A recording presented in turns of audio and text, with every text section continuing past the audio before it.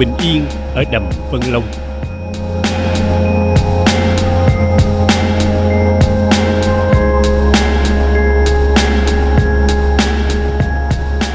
Đây là khu bảo tồn thiên nhiên đất ngập nước lớn nhất vùng đồng bằng châu thổ Bắc Bộ.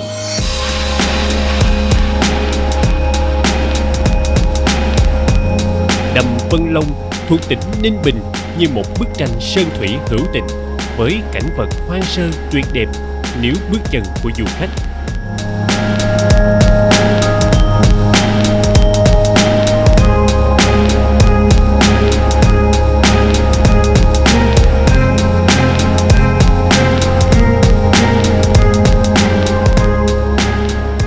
Giữa mênh mông đất trời, vẻ đẹp của đầm Vân Long được ví như một viên ngọc xanh. Cái tên Vân Long chỉ nghe thôi đã thấy đẹp và đủ sức gợi mở cho bất kỳ người yêu thích khám phá nào.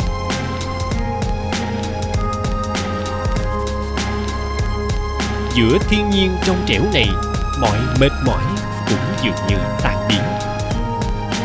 Chỉ còn lại sự trầm trồ thán phục bàn tay nhào nặn của mẹ thiên nhiên dành cho vùng đất du lịch Ninh Bình.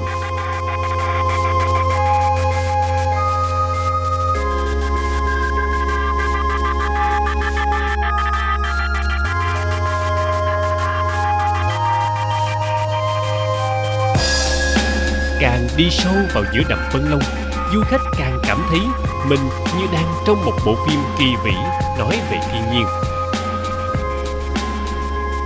Ở đó, những dãy núi đá vôi sừng sững mọc lên giữa đồng nước, khiến bạn thấy nơi đây như một vịnh Hạ Long trên cạn.